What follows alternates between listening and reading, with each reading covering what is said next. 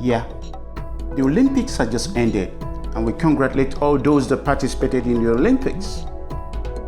And that's where our topic today is heading for.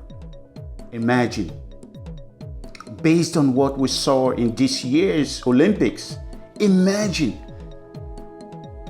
if all the faces we saw on the podium were representing African nations.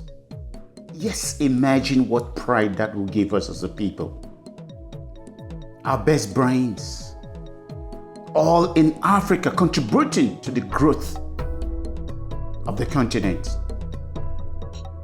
But guess what? It started with the slave trade, with transatlantic trade.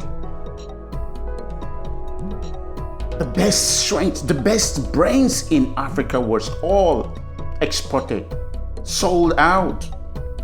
And the receiving nations used them, even up to the extent of building the White House. Yes, I said it, the White House. And they were not paid. Then after slave trade, it continued. Africa continued to be exploited up until today, as we saw in the Olympics.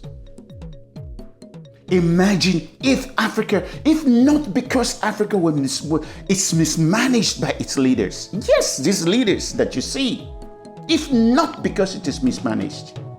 Imagine the glory Africa will have as a nation. Yes, it started with slave trade, then it went to the academics, and then Africa got worse and worse, and then today's all the professionals, the medical, look at all in the medical field, engineering field, IT tech, today's athletes, and look at what Africans are doing across the world. Needless talking about nations like France, even those friends, those that destroy Africa with its policies, but look at what it's gaining as a nation. Yes, imagine. Join us at DIASPORA Forum today as we present to you things that really we should think about and make our children proud. Yes, join us. Watch us. Please join us and click that button there so that each time we produce our videos, it comes straight to you. Support us, share our videos. Please leave comments because we learned from you and we thank you for all your comments. Remember, we'll be going Patreon soon. And when we go, please kindly support us so that we bring value content messages straight to you. Yes, and then you can watch so many of other videos in our website. Check it out. You will like it. You will really like it. But first, before we go into that, I would like us to hear what our ancestors have to say. Take a look at that. Yes, ancestors say, you always learn a lot more when you lose than when you win. Yes, we've lost a lot. We've lost a lot. The best brains in Africa. It was brain drain. It has been almost everybody that is anybody in Africa has left Africa to go abroad. And those abroad are taking advantage of it. They are taking advantage of it. Yes, and that's what our ancestors say. We have to learn. We have to look behind and see the mistakes we've done and then learn from it. But then, once again, did you know? Take a look at this. This is why we always emphasize on you have to pay attention to what we are taught in schools. Look at that. The word Dreptomania. Yes, look at the word Dreptomania. It is actually described by, it is a word, really. It's actually described by an American physician named Samuel A. Cartwright in 1851 as a desire to escape slavery. Yes, the desire to escape slavery. This was once classified as a mental illness. Can you believe that? A mental illness that curses enslaved Africans fleeing captivity. What a shame. To put shame on us as a people for wanting to be free. How callous can people be? And we believed it. And honestly, it's not just from him. It's not from Dr. Cartwright alone. Can you hear it in the echoes in the Bible? Yes, in the Bible. Look up Ephesians 6:5 or Colossians 3:22, where it is written. Slaves, obey your earthly masters, not by way of eye service as people pleasers, but with sincerity of heart, fearing the Lord. Fearing the Lord, my masters? Really? Really? Paul, really? I don't believe Paul wrote that. Paul did not write that. This has been an intentional way to manipulate the African mind. Yes, Dreptomania. Did you know?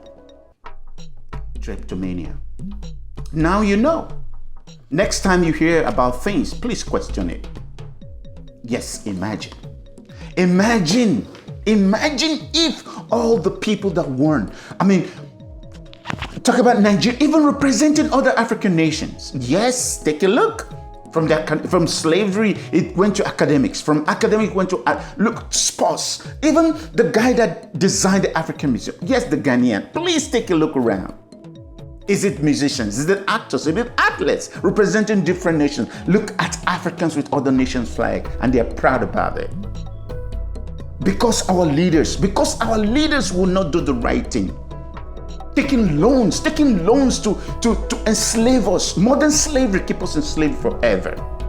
Take a look at it. Look at Isabel Dos. Look at Dos Santos. Look at Isabel Dos. And she's happy that the world refers to her as one of the world's richest women because of stealing from the people.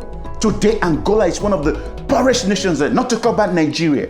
Yes, not to talk about Nigeria. Look at all the best brains. Imagine if Wole Soyinka, or when Chinua Achebe was alive, the Oluogibe, Chika Okeke's, if they were, even Chidinma, yes, Adichie, if all of them were to be given back to students in Africa, imagine what that would give to us. Imagine if Mpepe was playing for Cameroon or Congo, wherever it is in Africa.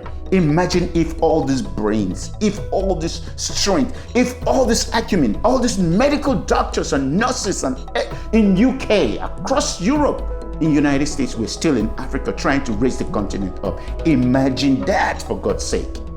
Yes, imagine. I'd like you to tell me what you imagine. I'd like you to tell me how you see these things, how you see it as a people. How comfortable can our presidents do going to London for medical checkups instead of using the same money to build up your own? Imagine. I want to hear from you. What do you say? All right, let's check out our shoutouts for today. Oh my God, we're going to Democratic Republic of Congo today. Yes, to DRC, in the person of Dr. Denis Mukwege. Yes, he's a Congolese gynecologist and Pentecostal pastor. He founded and works in Panzi Hospital in Bukavu, where he specializes in the treatment of women who have been raped by armed rebels. Yes, that's the kind of thing we have in Africa. He spoke out to the United Nations in 2012 and was later a victim of an assassination attempt. Can you imagine that? He has used his recognition to hold governments and international organizations to account for not doing enough to stop rape being used as a strategy for war. According to Dr. Mukwege, victims not only have the right to quality care, but also to the right to truth and justice. The healing process for survivors of sexual violence isn't complete until they receive justice. Thank you, sir. Thank you, Dr. Denis Mukwege. Thank you, sir, for speaking out, for speaking the truth always, regardless of the consequences to you. Yes, that's our shout out for the day. Once again, I believe in you. If you look up, you see my information. I really look forward to hearing from you. I believe in you. We'll do well. Support us at Diaspora Forum. Share this movie, share this video, please. Comment. We'd like to hear from you. Once again, thank you very much. I believe in you. Emeka is my name.